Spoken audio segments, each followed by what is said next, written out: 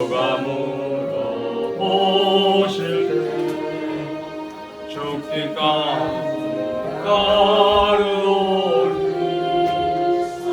대답하였다. 우리의 심령 저의 것이니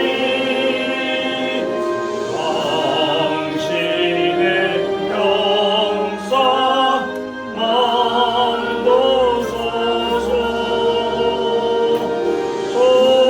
저인도 따라 살아갈 동안 사랑과 충성 날 바치오리라.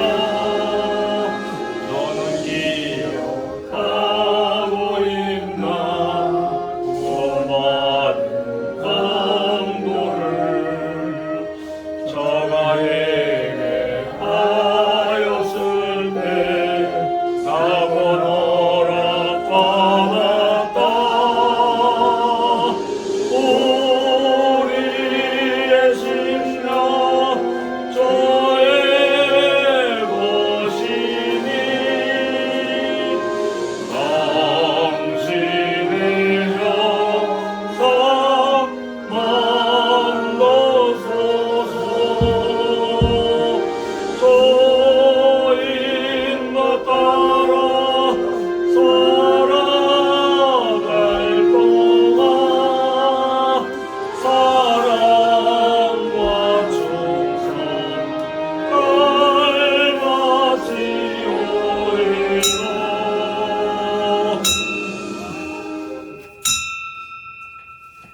다같이 묵상 기도드리심으로 주일 오후 예배 하나님께 드립니다.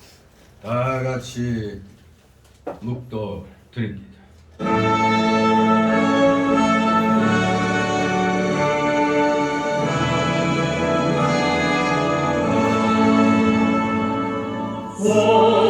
성부성자와 성령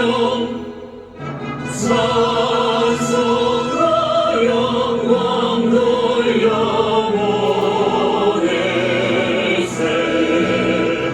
내 서로 진행까지 오영원 무궁토록 성삼위의 영광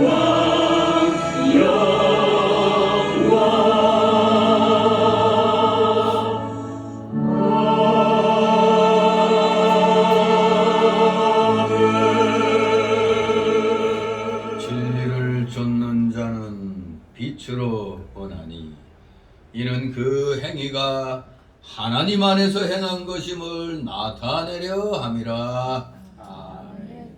다같이 사도신경으로 신앙 고백 하나님께 드립니다.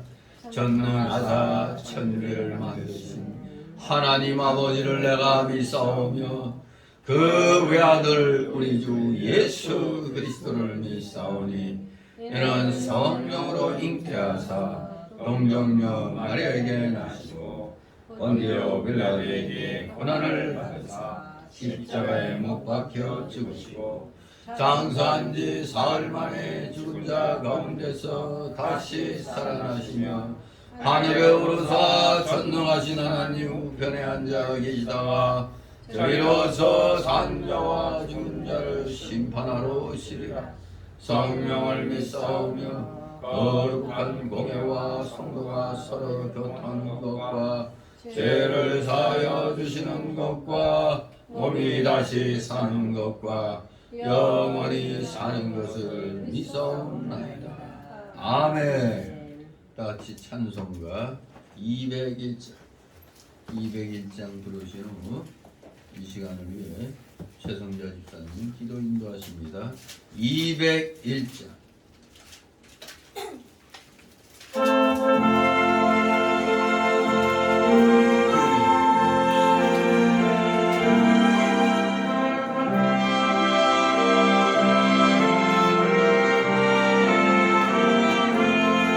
주와 신실한 약속의 말씀 듣고 주만 믿으면 구원을 얻으리라.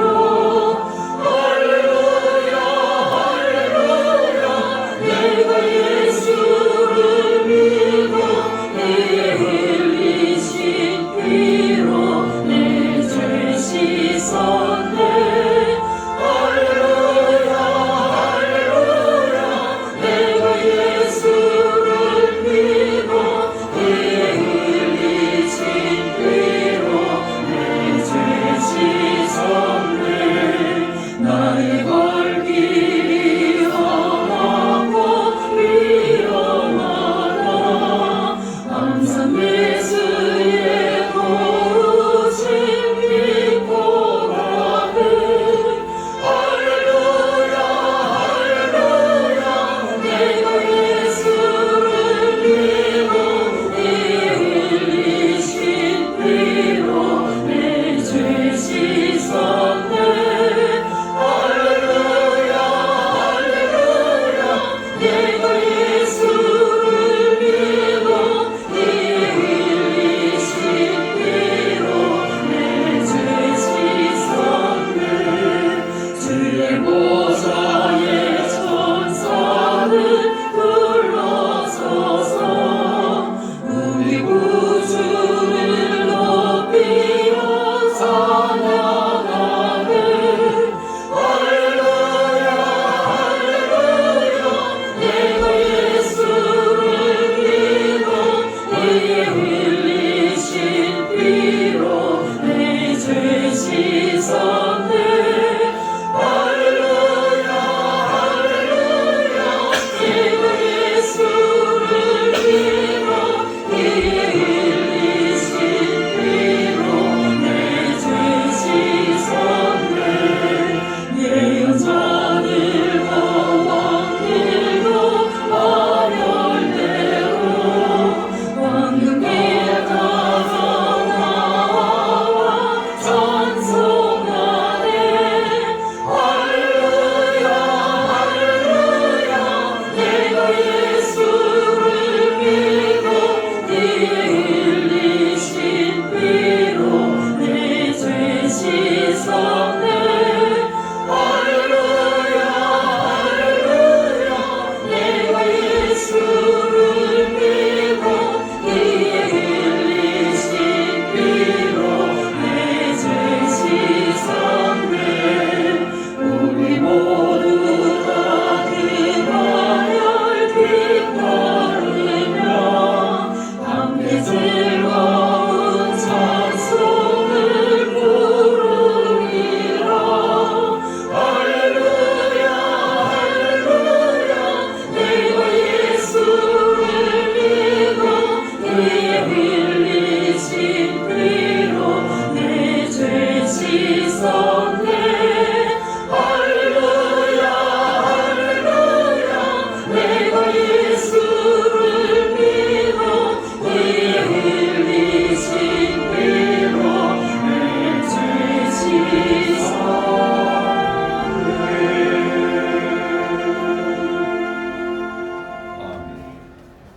아멘. 기도.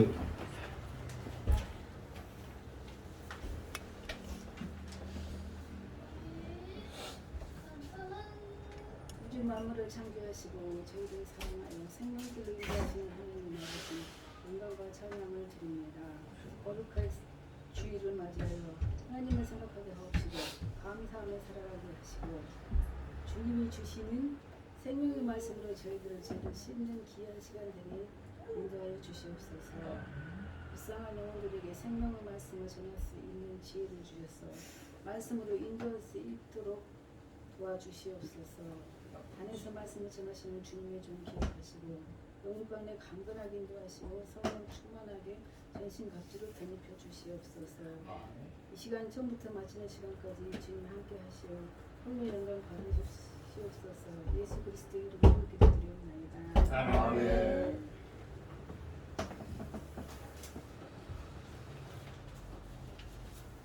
네, 감사드립니다. 이 시간 함께 은혜 나눌 말씀은 신약성경 빌립보서 4장 8절에서 9절 말씀을 보도록 합니다. 빌립보서 4장 8절 9절 우리 한 목소리로 8절 9절 합독하도록 하겠습니다. 시작. 정말로 형제들아 무엇이든지 참되며 무엇이든지 경건하며 무엇이든지 옳으며 무엇이든지 정결하며 무엇이든지 사랑할 만하며 무엇이든지 칭찬할 만하며 무슨 덕이 있든지 무슨 기림이 있든지 이것들을 생각하라. 너희는 내게 배우고 받고 듣고 본 바를 행하라. 그리하면 평강의 하나님이 너희와 함께 계시리라. 아멘. 네, 오늘 제목은 우리 성도로서의 삶이 어떠해야 되느냐, 우리 성도가 어떤 것을 목표로 삼아야 되느냐, 바로 완전을 목표로 삼자. 완전을 목표로 삼자라는 제목으로 함께 은혜를 나누도록 합니다. 한마디로 이 8절 9절 말씀은 절대 우리 믿는 자들은 인간에게 부여된 책임을 하나님께 맡겨버리는 것으로만 만족해서는 안 된다는 겁니다. 반드시 우리 성도들의 책임 있는 행위가 수반되어야 한다는 것을 잊어서는 안 되겠습니다. 그래서 바울 사도는 여기 본문에서 아주 대표적인 덕목들을 언급하고 있는 겁니다. 참되어야 된다, 경건해야 된다, 올바라야 된다, 정결해야 된다, 사랑할 만해야 된다, 칭찬할 만해야 된다, 덕을 쌓고 기림이 있어야 된다, 이렇게 말하고 있습니다. 한마디로 영적 도덕적 교훈을 생활 속에서 실천하는 것만이 평강을 계속 소유할 수 있는 유일한 방법임을 우리에게 깨닫게 해주는 겁니다. 진실로 생활 속에서 실천하라. 그래야 우리가 완전을 향하여 나아갈 수가 있는 겁니다. 8절 같이 있습니다. 정말로 형제들아 무엇이든지 참되며 무엇이든지 경건하며 무엇이든지 옳으며 무엇이든지 정결하며 무엇이든지 사랑할 만하며 무엇이든지 칭찬할 만하며 무슨 덕이 있든지 무슨 기림이 있든지 이것들을 생각하라. 아멘. 예, 바로 이 8절 말씀은 우리 기독교인들의 생활 목표를 증거하는 겁니다. 우리의 생활 목표가 어때야 되느냐, 한마디로 잘라 말하면 도덕적 완전이다 이겁니다. 도덕적 완전, 도덕적인 완전. 우리에게 어떤 덕이나 칭찬이 있다면 그것이 어떤 것이 할 것은 분명합니다. 무슨 덕이 있든지 무슨 기림이 있든지, 즉 무슨 칭찬이 있든지라는 뜻이죠. 우리가 생각하고 말하고 추구해야 할 바가 무엇인가는 분명합니다. 로마서 8장 5절 6절은 육신을 좇는 자는 육신의 일을, 성령을 좇는 자는 성령의 일을 생각하나니 육신의 생각은 사망이요 영의 생각, 즉 성령의 생각은 생명과 평안이니라, 이렇게 말하고 있습니다. 우리 그리스도인들은 육신에 속한 자들이 아닙니다. 여러분들은 다 영에 속한 자들입니다. 성령에 속한 자들이기 때문에 마땅히 우리는 성령께서 주시는 그런 생각을 해야 되고 성령의 인도하심을 따라 우리는 행동해야 되는 겁니다. 이게 성화죠. 성령의 인도하심 따라 성화를 잘 해야 우리가 완전을 향해서 나아갈 수가 있는 겁니다. 그러므로 사도 바울은 이러한 것들을 마땅히 성령이 주시는 생각을 우리는 해야 되고 성령의 인도하심을 따라 행동해야 된다는 것을 몇 마디로 표현하기를, 첫째, 무엇이든지 참되어야 한다는 것입니다. 무엇이든지 참되어야 된다. 우리는 범사에 참되고 진실한 삶을 목표로 삼아야 하는 것입니다. 뭐 목표로 삼는다고 다 이룰 수 있는 건 아니죠. 하지만 그 목표를 정해놓고 50점을 넘어 60점을 넘어 70점을 넘어 80점을 넘어 자꾸 상위 점수로 우리가 나가야 되겠습니다. 위선과 거짓과 속임이야말로 하나님께서 매우 미워하시는 죄악이라는 사실을 우리는 익히 알고 있습니다. 거짓의 아비는 누구라고요? 마귀라고 그랬습니다. 위선과 거짓과 속임은 하나님 믿는 사람들과 반대되는 그런 사람들입니다. 즉 우리는 하나님 자녀면 저놈들은 마귀의 자녀인 겁니다. 마귀의 자식입니다. 진실로 거짓은 마귀의 속성이라는 것을 분명히 알아야 됩니다. 그러니까 우리가 영의 사람으로서 믿음 생활을 하면서 저 마귀 사상을 가진 자들하고 우리는 절대 사귈 수가 없어요. 이미 생각이 다르잖아요. 마귀 사상 가진 자들하고 어떻게 우리가 무슨 같이 일을 할 수 있습니까? 절대 못합니다. 비록 우리가 타고난 재능이 부족하고 자라난 사회적, 가정적 환경이 나빠서 유능한 인물은 못 된다 할지라도 우리는 참되고 진실한 인물은 돼야 되는 겁니다. 우리 자녀들이 참되고 진실한 사람이 되기를 바라잖아요. 비록 세상에서 아주 유명한 난 사람은 못 된다 할지라도 된 사람은 돼야 될 거 아닙니까? 된 사람. 참되고 진실한 인물이 되어야 되겠습니다.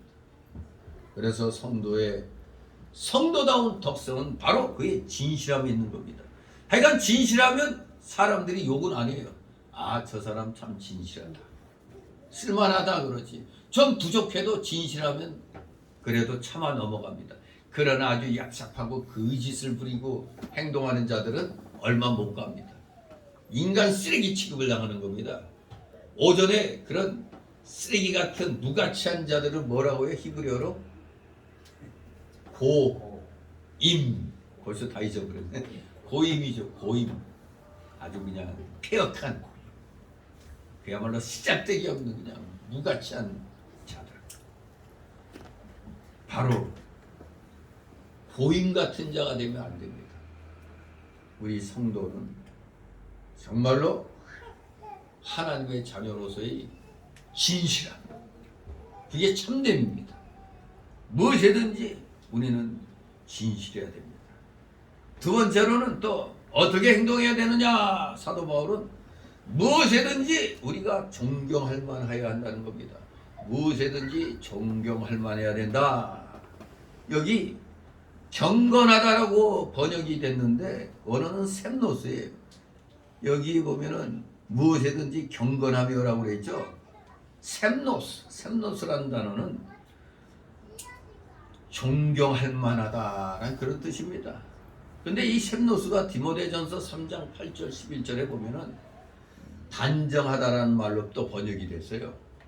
여기에서는 같은 단어가 경건하다라고 번역됐는데 디모데전서 3장 8절 11절에는 이걸 또 단정하다 이렇게 번역했어요. 한마디로 이 셈노스라는 단어는 존경할 만하다, 품이 있다 그런 뜻을 가지는 겁니다. 여러분들이 어디 가서 아 저거 참 교만하네 하는 말을 여러분이 들으면 어때요? 기분 더럽죠? 근데 아주 사람이 예수 믿더니 품이 있어졌다 이러면 괜히 기분이 좋아지죠? 그렇습니다. 예수 믿는 사람들은 품위가 있어서 존경할 만함을 받아야 되는 겁니다. 우리 성도는 그래서 범사에 존경받을 만한 태도로 무엇을 생각하고 말하고 행동해야 돼요. 존경받을 만한 태도를 우리가 취해야 됩니다. 그렇게 행동해야 됩니다. 바로 그것은 다름이 아니라 우리가 인격적으로 또 도덕적으로 모범이 됨을 가르치는 겁니다. 삶의 모범, 인격적으로 도덕적으로 모범이 돼야 된다. 그래야 존경할 만한 거 아닙니까? 그래야 참 저 사람 품이 있다. 존경받아 마땅하다. 존경할 만하다. 그 참 뭐 존경합니다 이런 말은 참 우리가 생활하면서 사실 좀 받기가 어려운 단어죠. 좀 높은 사람한테 뭐 좀 지위가 사회적 지위가 높은 사람한테 존경합니다 이런 말은 통하는데 우리가 일반적으로 존경한다는 말 잘 안 쓰죠. 그래도 말씀대로 똑바로 깨달아서 비록 완전하지 못해도 완전히 향하여 나아가면은 주변 사람들로부터 존경할 만합니다. 존경합니다. 그런 말 듣게 돼요. 저도 이제 70을 바라보는 나이가 돼서 그런지 가끔가다 이 같은 목사님들한테도 존경합니다 하고 그런 말을 들어요. 나는 별로 한 get도 없는데. 근데 가만히 생각해보니까 그래도 내가 부족하지만 이 하나님 말씀 이게 맞으면 이게 맞다는 걸 나는 끝까지 주장하고 이래야 된다. 그리고 불의에 대해서는 분명한 태도를 내가 취하니까 아마 목회자로서 그런 자세를 이런 자세를 존경한다고 하는구나. 저는 그렇게 이제 생각을 하죠. 그러니까 하나님 뜻에 합당하게 행동하면은 세상에서도 그래. 너만은 내가 믿는다. 내 친구들한테 그런 소리 많이 들었어요. 많이 절반가량 죽었는데 그래서 다른 사람 말은 몰라도 네 말은 믿는다. 이런 정도는 우리가 돼야 되겠습니다. 그게 바로 이 샘노스라는 뜻입니다. 품이 있다. 경건하다. 즉 존경할 만하다. 그런 의미가 있는 겁니다. 진실로 우리 모두 삶에 있어서 인격적으로 도덕적으로 우리는 모범이 되도록 행동을 해야겠습니다. 세 번째로 사도 바울은 뭐라고 표현하느냐? 무엇이든지 옳아야 된다고 합니다. 무엇이든지 올바라야 된다. 즉 옳은 삶, 올바른 삶, 의로운 삶, 그것이 우리 기독교인들의 생활 목표입니다. 의로운 삶, 올바른 삶, 이게 우리의 목표입니다.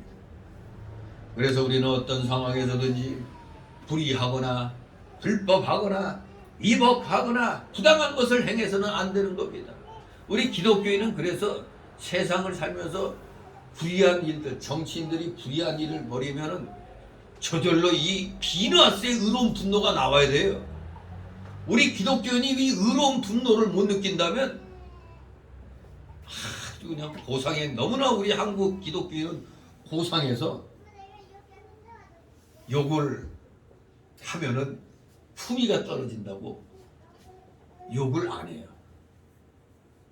내 이 목사들,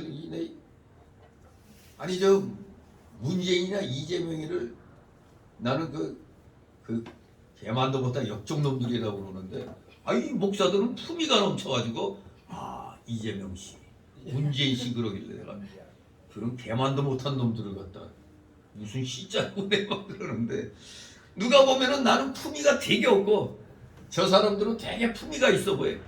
그러나 실제적으로 불의한 것에 대해서 불의하다. 저 도둑질했다. 저는 나쁜 놈이다. 얘기할 줄 알아야 되는데, 그러면은 품위가 없어지나 보죠. 일절 뭐 그런 얘기를 안 해요. 아주 혼자 고상한 것 같아, 다들 목사들이. 그러니 저들이 과연 교회에서 교인들에게 불의한 일을 행하는 놈들 보고도 욕도 안 하고 정답게 넘어가면 교인들은 어떻게 생각하겠어요? 뭐 저 사람들이 그렇게 불의를 저지르는 건 아닌가 보다. 목사님이 뭐 그렇게 뭐라고 안 하시는 거 보니까 뭐 그래도 괜찮은가 보다. 이런 식으로 생각할 수가 있습니다. 이 먼저 목회자가 비누아스의 의로운 분노로 그냥 저 악한 놈들을 갖다 그냥 해야지. 지금은 비누아스 같이 창고나 들고 그냥 야 이놈 새끼 하고 그냥 죽일 수는 없잖아요. 지금 그런 시대가 아니잖아요. 그러면 성도들로 깨달을 수 있도록 이 역적질을 한 놈들, 이 도적질을 한 놈들, 나라 세금을 도둑질한 놈들, 나라를 적에게 그냥 갖다 바치려고 한 놈들, 이 불의한 놈들에 대해서 분노해야 될 거 아닙니까? 의로운 분노. 그게 옳은 겁니다. 옳은 거. 옳은 삶을 사는 겁니다. 불의에 대해 분노하지 않고 그냥 고상하게만 얘기하는 게 그게 무슨 놈의 인격입니까? 그런 사람은 올바르게 행동하는 목회자들 뒤통수나 치고 있어요. 그런 자들은 꼭 보면은 뒤에서는 아주 그렇게 뒤통수 치고 있어요. 적을 공격해야 되는데 아군을 공격해요. 여기 참 기가 막힌 자들이죠. 그런 자들은 의로운 삶을 사는 게 아닙니다.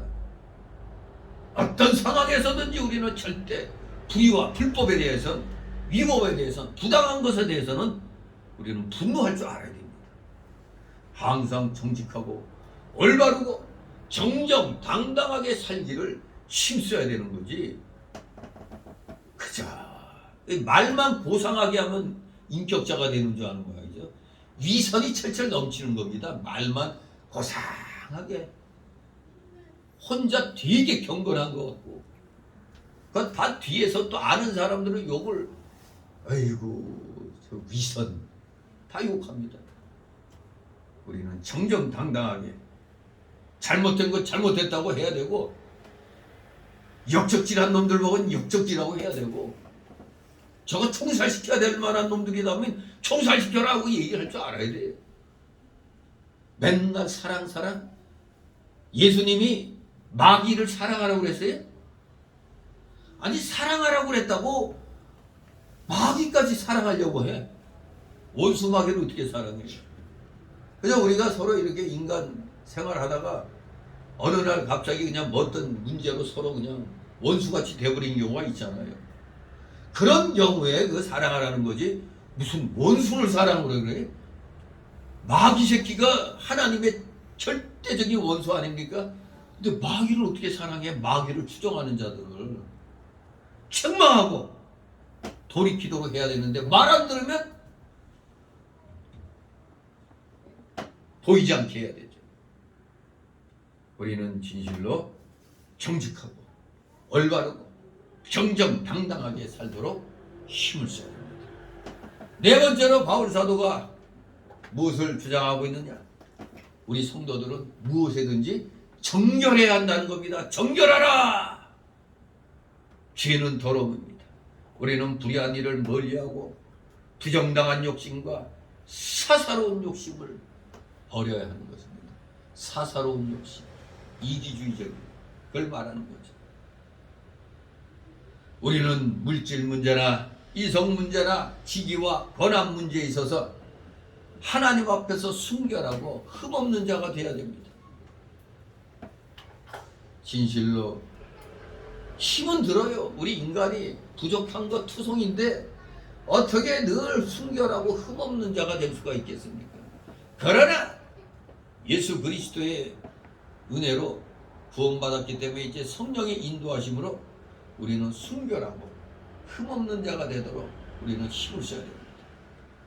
그 다음에 무엇이든지 사랑할 만 해야 된다고 했습니다. 무엇이든지 칭찬할 만 해야 된다고 했습니다. 이 말들은 바로 우리 인격의 아름다움을 묘사하는 겁니다. 인격의 아름다움. 사랑할 만하고 칭찬할 만하다. 우리 인격의 아름다움을 말합니다.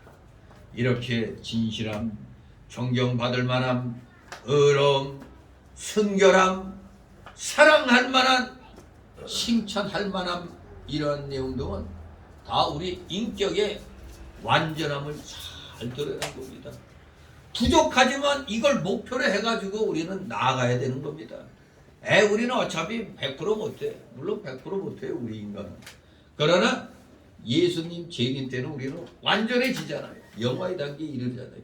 그러니까 예수님 재림할 때까지 최선을 다해서 이 완전에 도달하도록 힘을 써야 된다는 겁니다. 노력해야 된다는 겁니다.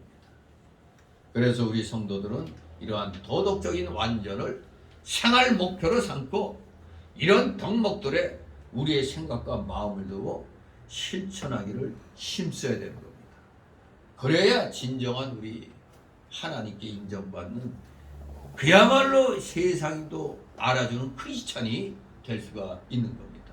진정한 크리스찬, 완전을 향하여 나아가는 자들, 인격의 온전함을 위하여 나아가는 자들, 그런 자들이 되어야 되겠습니다. 9절이 있습니다. 너희는 내게 배우고 받고 듣고 본바를 행하라. 그래야면 평강의 하나님이 너희와 함께 계시리라. 아멘. 평강의 하나님, 즉 평안의 하나님이 너희와 함께 계시리라. 빌립보 교인들이 배우고 받고 들은 것들이란 바로 조금 전 8절에서 언급된 도덕적인 완전함을 배우라는 겁니다. 도덕적 완전함을 배우고 받고 들은 것들을 행하라는 겁니다. 무엇에든지 참되고 무엇에든지 존경받을 만하고 무엇에든지 옳고 무엇에든지 순결하고 또 무엇에든지 사랑할 만하고 무엇에든지 칭찬할 만한 해야 된다는 것을 쭉 지금까지 배웠고 그 교훈을 받았고 그 말씀을 들은 겁니다. 8절에 우리가 쭉 들었죠. 또한 그들은 그 도덕적 완전함의 한 본을 바울 사도의 신앙생활 속에서 보았습니다. 바울 사도의 신앙생활.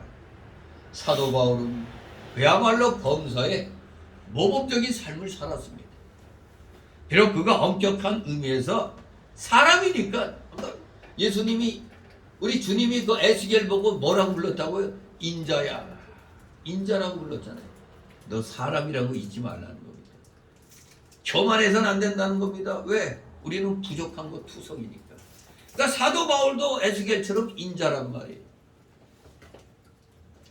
그렇기 때문에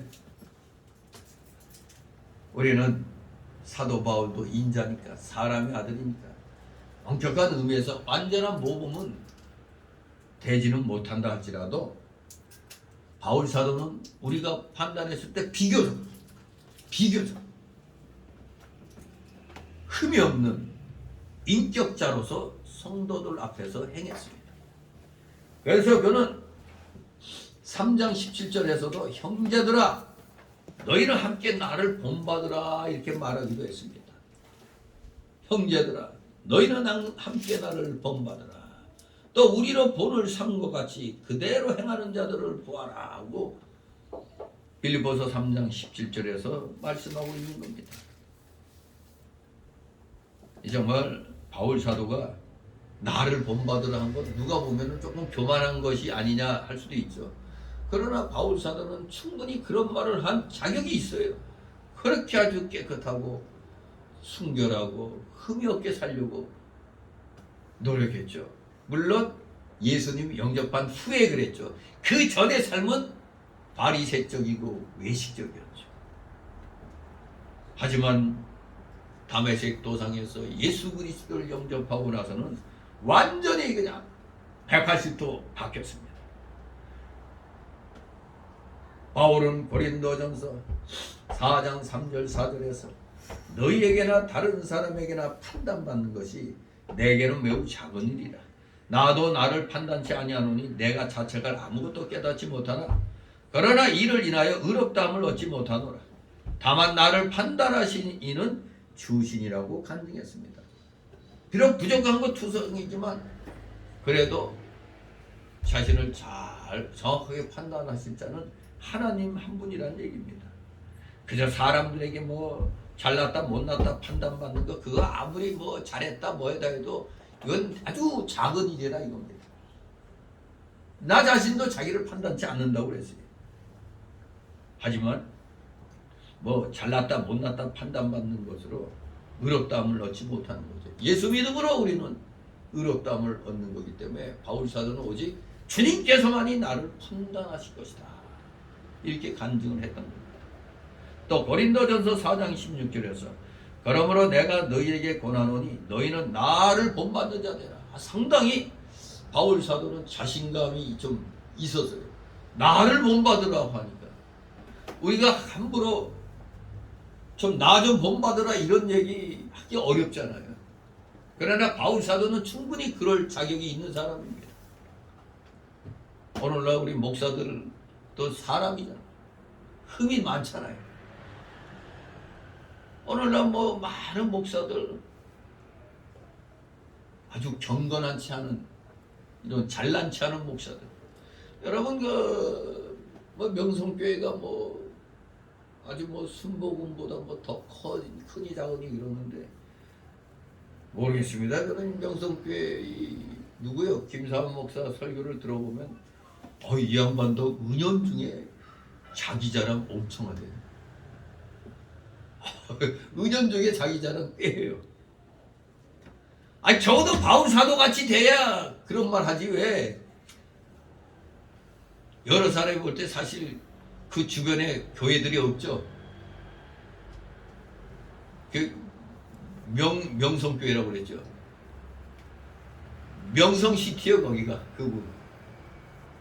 거기에 웬만한 교회들은 견딜 수 없어갖고 다 문 닫아버려. 왜? 다 저쪽에서 흡수해버리니까. 아니 뭐 어떻게 교회 될 수가 없는 거예요.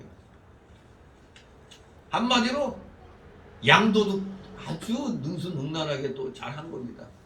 물론 양을 빼앗긴 목사도 문제지만 사실 남의 양을 그냥 훔쳐가 도둑질해가지고 자기 교회 채운 거 그 자랑할 만한 게 아니거든요. 아무튼 현대 목사들은 절대 어느 누구도 바울 사도의 발바닥 끝도 못 따라가요. 그런데도 잘난치 않은 목사들, 교회 좀 크게 한다고 얼마나 잘난치 않은지 기가 막힙니다. 어떤 사람은 그냥 교리적으로 개판이 이게 도대체가 이거 칼빈주의, 개혁주의도 아니고 완전히 그냥 잡탕인 교회가 있어요. 목사가 교리적으로 잡탕이 있어요. 그런데 이건 교인들 모으는 재주는 있어가지고 교인들도 잘 모아놔요.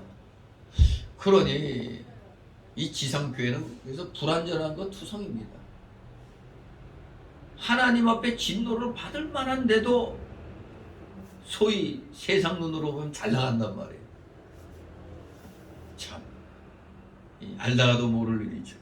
하나님의 뜻이 어디 있는지. 정말로 목회자들이 바울 사도같이 나를 본받으라 할 이 정도까지는 못 된다 할지라도 좀 자기 자신이 부끄럽지는 않아야 되겠습니다. 그러나 우리도 목표는 세워야죠. 너희는 나를 본받는 자 되라는 말을 할 수 있는 정도까지 저의 인격을 하나님께서 키워주옵소서 이제 그렇게 기도를 해야죠. 사도 바울의 교훈은 자신이 직접 실천한 그런 내용이었습니다. 자신이 그렇게 행했기 때문에 자신감 있게 이렇게 나를 본받으라 얘기할 수가 있는 겁니다. 그렇습니다. 이 세상에서 가장 효과적인 교육은 뭐겠습니까? 선생이 직접 실천하며 본을 보이는 겁니다. 직접 실천하며 본을 보이는 것. 이게 가장 효과적인 교육입니다. 실천하면서 이렇게 하라 하는데 아이고 그렇구나 하고 따르지. 실천을 안 하면서 요 주둥이 파이터들 많잖아요. 이걸로만 그냥 짜자자자자 해대고 그냥 실질적으로는 행동 하나 안 하는 사람. 그런 사람들이 많은 게 현실입니다. 아무튼 우리 바울 사도같이 바울 사도의 본을 본받아서 우리 자신들을 만들어 가야겠습니다. 이렇게 사도 바울은 빌립보 교인들에게 완전함을 생활 목표로 삼고 실천하라고 가르친 겁니다. 그러니까 목표 도달하기는 어려워도 목표로 삼고 나아가는 겁니다. 우리는 완전한 삶을 항상 생각하고 완전한 삶을 실천해야 됩니다. 실천을 해야 한 걸음이라도 떠야 우리말로 천리길도 한 걸음부터란 말이 있어요. 못하든 잘하든 일단은 시작해 놔야 되는 겁니다. 그러면 우리 한국 사람 얼마나 좋아하는 말이 있죠? 시작이 반이다. 이제 한 걸음 뛰어놓고 반을 했네. 이러는 거죠. 하지만 완전한 삶을 항상 생각하고 우리는 실천해 나가도록 해야 되는 겁니다. 그렇기 때문에 우리가 예수님 믿고 남들이 봤을 때 사람이 바뀌었다. 뭘 보고 바뀌었다고 그러죠? 변화된 모습을 보고. 그래서 구원은 한마디로 내 생활의 변화입니다. 담배 많이 피던 내가 담배를 끊었어. 술 먹으면 깽판 부리던 내가 술을 끊었어. 그것부터가 변화된 모습인 거거든요. 생활이 변하지 않는 구원은 구원이라고 할 수가 없는 겁니다. 아, 예수 믿고 난데 나 구원받았네, 나 성화로 들어갔네 하는데 뭘 보고 알아요? 아, 뭐 변화된 게 있어야지. 약속도 안 지키던 사람이 예수 믿고 난 다음에 그냥 약속을 잘 지키려고 애를 써. 뭔가 변화된 겁니다. 변화. 죄인이 변하여 의인이 되고 더러운 자가 변하여 깨끗한 자가 되는 것, 그것이 참된 구원인 것입니다. 참된 구원. 우리가 참으로 구원받은 자라면 바로 그러해야 되는 겁니다. 그렇기 때문에 우리 정통 기독교는 생활이 교리고 교리가 생활입니다. 생활 윤리예요. 그러나 저 예수님을 거꾸로 믿고 있는 저 기장치 저들은 성경 자체를 안 믿잖아요. 그냥 좋은 교훈의 책이라고 보는데 그 자들이 무슨 성경을 들고 다니고 목사 안수 받고 누굴 또 안수를 해. 기가 막히죠. 아, 성경을 안 믿는데 그 어떻게, 나 그거 완전히 위선자들로 봐요. 성경이 안 믿어지면 목사하면 안 되잖아요, 그거. 그리고 그 신학교 나가면 안 되잖아요. 뭐 졸업장 따려고 가는 건가? 나 저 기장층 목사들은 이해가 안 돼. 자유주의 신학을 하는 목사는 사실 목사가 아니잖아요. 아니, 성경을 안 믿는데 무슨 목사예요, 그게. 그게 무슨 교인이고 성도요. 안 믿는데. 저들은 구원이 뭔지도 몰라요. 그냥 노동자가 어느 날 그냥 부자 되면 그게 구원인가? 한참 한심하지. 뭐 북한에 봉수교회 가서 어떤 정신 나간 목사가 설교할 때 전태일의 부활절날 세상에 전태일이가 부활했다는 걸로 설교를 하고 있어요. 전태일이 누구예요? 저 청계천 피보옥상가에서 그때 분신 자살한 그 젊은 사람 아니에요? 근데 얘기를 그때 전태일이라는 사람하고 뭐 아주 친하고 잘하는 사람의 얘기가 적힌 걸 보니까 사실 전태일은 분신하려고 한 게 아니라는 거예요. 그냥 옆에서 오늘은 네가 좀 한번 폼 좀 잡아라. 그래서 자기 어머니한테 뭐, 오늘 한번 나오셔서 한번 좀 구경하라고. 그러니까 한번 이제 쉽게 말하면 생쇼를 이제 하려고 그런 걸로 알고 있었는데 거기다 그냥 불을 붙여버린 거예요. 참 기가 막히죠. 이번에 그 건설노조 누구야? 그 분신한 것도 이놈들 다 짜고 한 거예요. 그거는 아마 이번에 진짜 네가 희생해야 된다. 근데 그 사람으로서는 지금 건설 현장에서 막 협박해가지고 8천만 원 빼먹은 그런 범죄 행위를 조사받고 있었거든요. 그 기소될 상황에 있었던 자라고 그러는데 딱 분신을 하니까 이제 민노총은 입만 뻑끈 열면 무슨 열사를 본받자. 열사의 정신을 본받자 이렇게 나가는 거예요. 아주 얘네들은 정권서 하나 생긴 거 한 사람을 희생시켜가지고 그러니까 요 앞에서 막 이거 신나 뿌리는데 야 뭐 하는 짓이야 하고 말려야 되는데 먹번치 하고 있다가 막 뿌리고 불 붙이니까 얼른 전화를 딱 한 다음에 샥 돌아서서 아이고 네이고 하고 이런 위선적인 행동. 경찰서에 가서는 엉터리로 진술하고. 그러나 그게 다 CCTV 다 찍혔으니 지가 뭐 전화를 했을 때 뭐 119나 112에다 했다면 그 표시라도 있을 텐데 아무 전화도 없었다는 거예요. 그냥 자기들끼리 야 시작했어 하고 난 다음에 딱 보니까 아이고 동지하고 그냥 막 우는 척하는. 정말 참 기가 막힌 거예요. 도리어 다른 공무원이나 뭐 YTN 기자가 길길이 뛰면서 소화기 갖고 와서 막 그냥 그러고 있는데 그 간부란 놈은 그냥 뭐 번쩍하고 있다가 싹 와가지고 아이고 네이고 하고 있어요. 나쁜 놈이죠.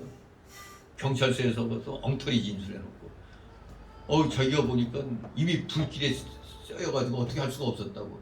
아이 카메라 찍힌 거 보니까 돌아서가고 그냥 전화하고 있다가 싹 돌아서가지고 참 나쁜 놈이더라고. 이놈들 정말 저 민노총은 간첩들이 지금 지배를 하고 있어요.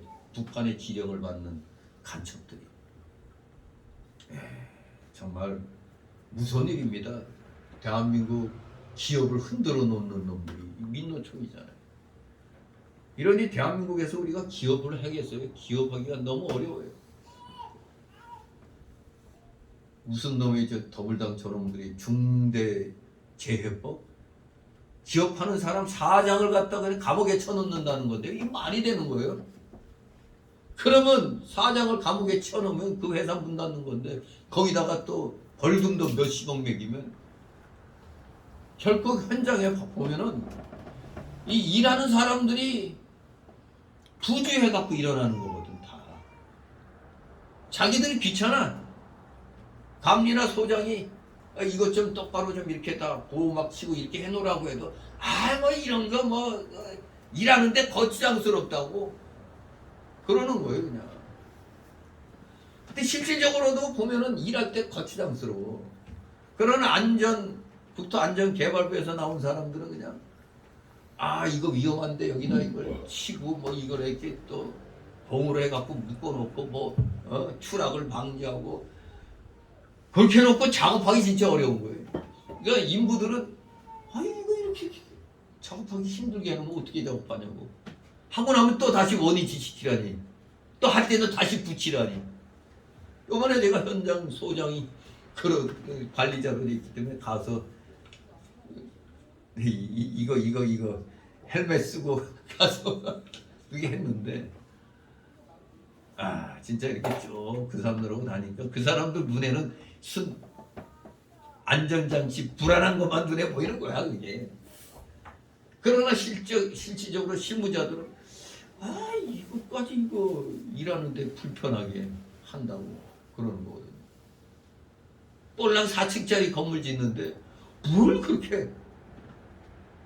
그러나 사람이 죽었다고 하니까 발판이 있는 줄 알았는데 여기 공간에 발판 뛰어갖고 그냥 떨어져 죽었다고 그러니 뭐 어떻게 할게요. 참으로 우리가 구원받은 자라면 불의한 일을 행하는 자들에 대해서 분명한 목소리를 내야 돼. 우리가 목소리를 안 내고 그냥 못 본 척 하면은 희생자가 발생하는 겁니다.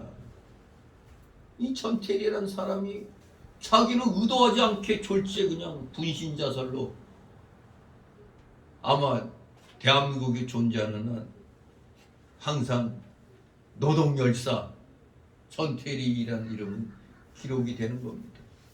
이 북한에 가가지고 저 정신 나간 목사가 부활절을 전태일의 정신이 부활했다. 이걸 설교하고 자빠졌어요. 대한민국에서 간 목사가 말이에요. 물론 가짜 교인들 놓고 예비 드리니까 뭔 말인들 알아들을 수 있겠습니까?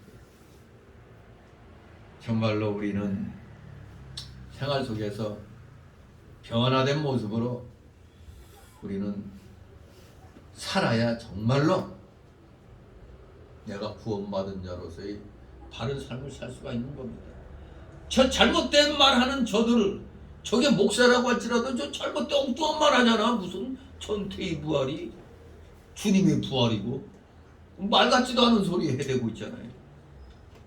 거짓으로 그냥 국민들을 속이려고 하고 말이에요. 그러니까 거짓의 아비는 마귀잖아, 마귀. 그런데 그 마귀를 추종하는 세력이 지금 대한민국의 저 주사파 세력, 공산주의 세력이 아닙니까 이게. 기가 막힌 거죠.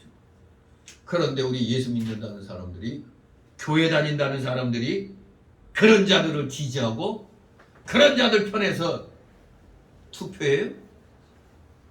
그건 가짜들이죠.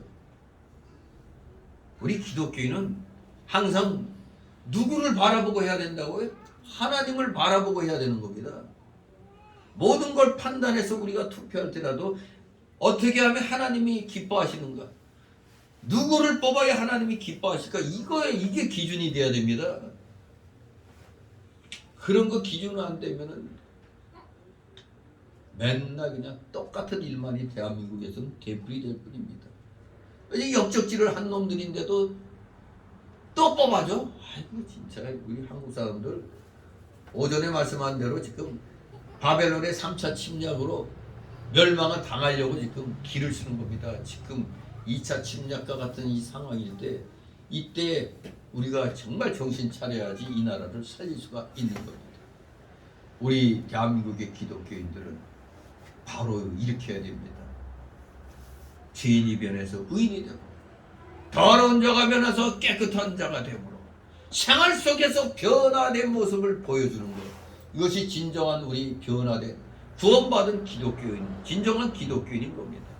우리 모두 진실로 구원받은 자라면 다 이렇게 해야 됩니다.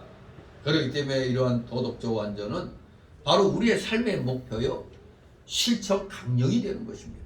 도덕적 완전. 그래서 야고보서 2장 17절과 26절에 행함이 없는 믿음은 뭐라고요? 그 자체가 죽은 거라고 얘기했습니다. 행함이 없는 믿음은 아무것도 아닌 위선일 뿐입니다. 행함이 없다. 생활이 변화되지 않았다는 거 아닙니까? 교회만 주구장창 나가고 마치 뭐 교인인 척 성경책 끼고 다니면은 그게 뭐 구원받은 성도가 맞습니까? 내가 생활 속에서 분명히 구원받은 자로서의 변화된 그 올바른 자세가 보여줘야 되는 겁니다. 도덕적 완전을 향해야 우리가 그 완전을 향해서 나아가야 정말 우리의 믿음이 살아있다고 보는 겁니다. 그래서 사도 바울은 또 그리하면 평안의 하나님이 너희와 함께 계시리라고 말하고 있습니다. 이것이 온전한 삶의 결과를 증거합니다. 평안의 하나님이 나와 함께 있어. 온전한 삶을 살았구나. 하나님이 함께 하신다고 하니까. 그래서 우리의 온전한 삶의 첫 번째 결과는 바로 하나님과의 동행입니다. 하나님과의 동행이 온전한 삶의 첫 번째 결과가 되는 겁니다. 하나님께서 우리와 함께 계시는 것은 특권 중에 특권이요, 가장 든든한 보장이며 보증이 되는 겁니다. 하나님이 함께 하신다. 동행하신다는 사실. 그것은 또한 각양의 기도 응답을 포함하는 겁니다.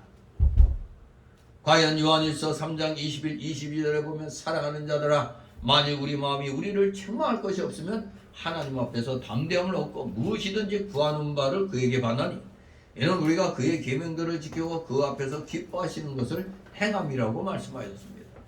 그렇습니다. 올바른 삶, 온전한 삶은 하나님께서 우리와 함께 하시고 우리의 기도를 늘 들어주시는 복된 삶인 것입니다.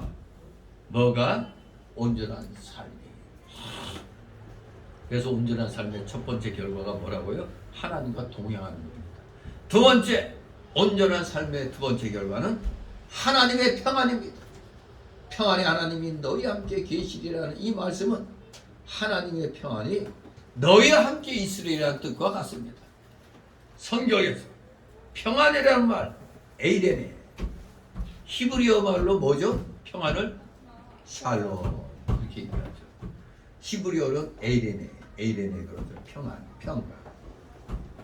아무튼 성경에서 평안, 평강이란 말은 일종의 포괄적인 개념이라고, 좀 넓은 뜻이 있는 거예요. 포괄적인 개념이라고 보는 겁니다. 왜? 마음의 평안뿐만 아니라 우리 육신의 건강, 그리고 물질적인 여유, 환경적인 여유까지 다 포함하는 그런 개념이 평안이라는 겁니다. 평안이 있으라 하면은 그냥 영육과 함께 환경적, 물질적 그것까지 다 포함이 되는 겁니다. 그것은 불안과 병과 가난과 전쟁과 반대라는 말입니다. 그래서 이 평안이란 말은 우리 한국말로 우리 한국인들의 인사로 볼 때 뭐하고 비슷해요? 안녕. 안녕하세요. 그거 똑같아요. 샬롬 하는 거나 안녕. 우리 이 안녕도 엄청 포괄적이잖아요. 이 의미가 마치 죽으러 가는 사람 안녕 이러죠. 그리고 또 만나서 반가워 안녕 이러죠. 저 안녕이라는 단어가 이거 상당히 우리도 포괄적이 죽으러 가는 사람까지도 안녕 이러고 있으니 정말로 우리 한국말도 참 다양합니다. 아무튼 성경에서 말하는 평안은 사람이 하나님의 계명을 순종할 때 바로 순종하는 사람에게 오는 겁니다. 그러나 사람이 죄를 지을 때는 그에게서 거두어지는 것이 바로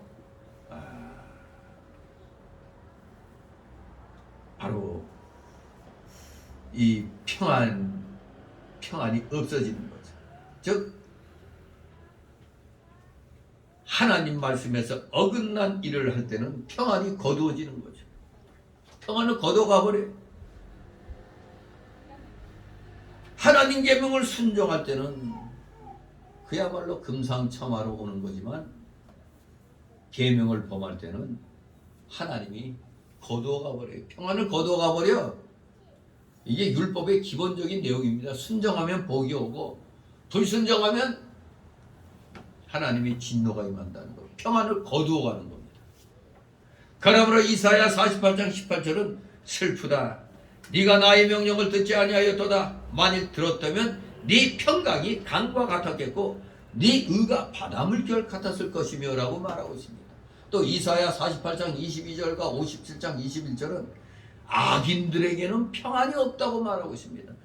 악인들은 평안이 없죠. 죄 지은 사람은 뭘 보면 알 수 있어요? 길 가다가도 저기서 경찰이 오면 가다가 옆으로 싹 자기 보고 여보 잠깐 서라고 하지 않았는데도 자기 보고 하는 말로 들리잖아요. 악인들에게는 정말 평안이 없어요. 그러니까 항상 어두울 때 밤에만 돌아다녀요. 밤에 악은 밤에 기승을 부리잖아요. 밤에 어두울 때 범죄가 싹 트는 겁니다. 그러나 하나님의 계명을 지키는 자들에게는 하나님의 평안이 넘칠 것입니다. 이제 오늘 빌립보서 4장 8절 9절에서 주시는 교훈을 세 가지로 정리해 봅니다. 첫째로 우리는 도덕적 완전함을 우리의 생활 목표로 삼아야 되겠다 이겁니다. 도덕적 완전함을 생활 목표로 삼으라. 도덕적 완전함은 진실함, 존경받을 만함, 올바름, 순결함, 사랑할 만함, 칭찬할 만함 등으로 표현됩니다. 그래서 성경에 교훈된 성도의 생활의 규범이며 규칙이며 우리 성화의 목표인 것입니다. 그것은 한마디로 뭐라고요? 도덕적 완전함입니다. 우리 모두 힘들고 어렵지만 흠없는 인격자가 되도록 노력을 해야겠습니다. 두 번째 주시는 교훈은 그래서 우리는 다른 이들에게 본이 되어야 된다는 겁니다. 본이 되어라. 예수님께서는 우리에게 본이 되셨습니다. 사도 바울도 우리에게 본이 되셨습니다. 나를 본받으라 할 정도로 자신감이 있었습니다. 그래서 기독교는 단순히 이론의 종교가 아니고 이론을 가진 실천의 종교입니다. 이론이 뒷받침해주고 있는 실천적인 종교. 그래서 먼저 믿은 자들은 나중에 믿는 자들에게 언제나 믿음과 행위에 있어서 본이 되어야 돼요. 내가 믿음 생활 20-30년 했는데 이제 1-2년 한 사람이 20-30년 된 교인 보고 저 믿음 생활 좀 똑바로 하세요. 그러면 어때요? 하루 강아지가 법무선 줄 모른다고 왕고참에게 믿음 생활 좀 바로 하세요. 그게 뭡니까? 이러면 아니 기가 막힌 거 아닙니까? 아니 누구 보고. 그러나 오늘날에는 그런 사람이 많아요. 20-30년 해도 그저 묵은 닭이 돼버리지 돈이 되지 않는 사람이 많습니다. 진실로 우리는 이 올바른 믿음 생활에 있어서 주위 사람들에게 본이 되도록 힘을 써야 됩니다.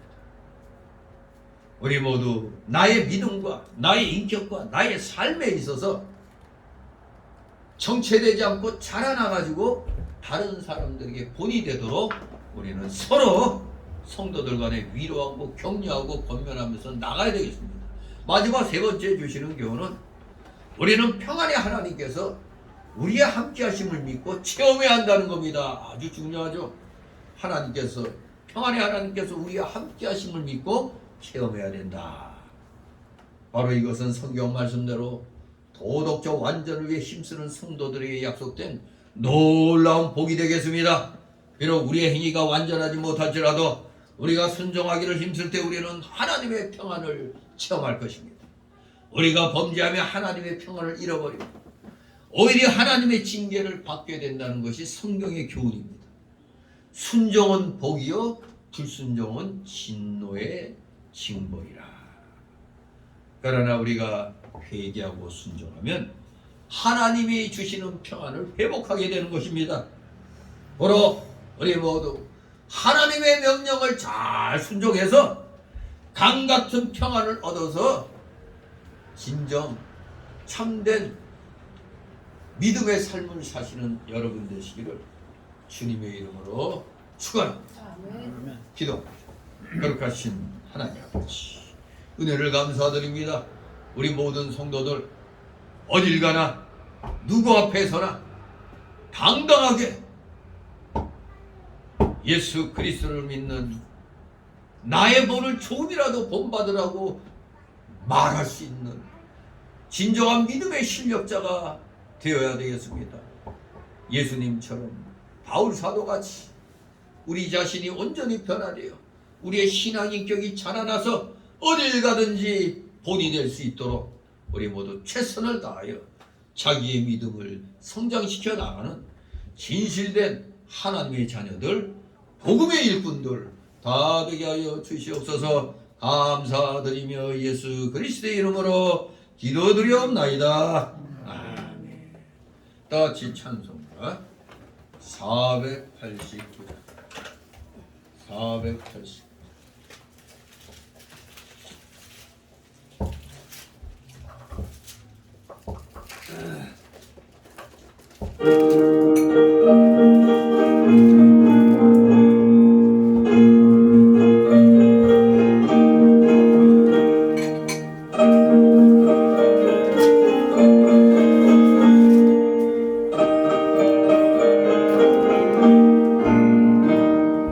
세상 모든 동방을 돌리고 약한 마음 낙심하게 될 때에 내게 주신 주의 복을 세워라. 주의 크신 복을 내가 알리라. 받은 복을 세워 주어라. 크신 복을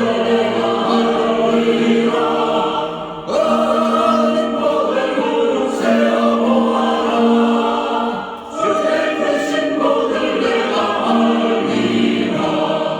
세상 근심 걱정 나를 누르고 십자가를 등에 지고 나갈 때 주가 내게 주신 복을 세워라. 두려움 없이 항상 찬송하리라. 받은 복을 세워 주어라. 크신 복을 내가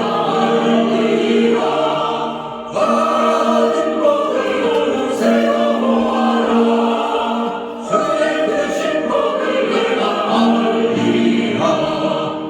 세상 권세 너의 앞길 막을 때 주만 믿고 낙심하지 말아라. 천사들이 너를 보호하리니 염려 없이 앞만 보고 나가라. 받은 복을 세워 세워라. 크신 복을 내가 알리라. 받은 복을 세워보아라. 주의 크신 복을 내가 알리라. 아멘. 주 기도문으로 마칩니다. 하늘에 계신 우리 아버지, 이름이 거룩히 여김을 받으시오며 나라의 마옵시며 뜻이 하늘에서 있는 것 같이 땅에서 이루어지. 오늘 우리에게 주옵시고 우리가 우리에게 주신 일을 사해준 것 같이 우리 죄를 사하여 주옵시고 우리를 시험에 들게 하지 마옵시고 악에서 구하옵소서. 너희의 나라와 권세와 영광이 아버지께 영원히 있사옵나이다. 아멘.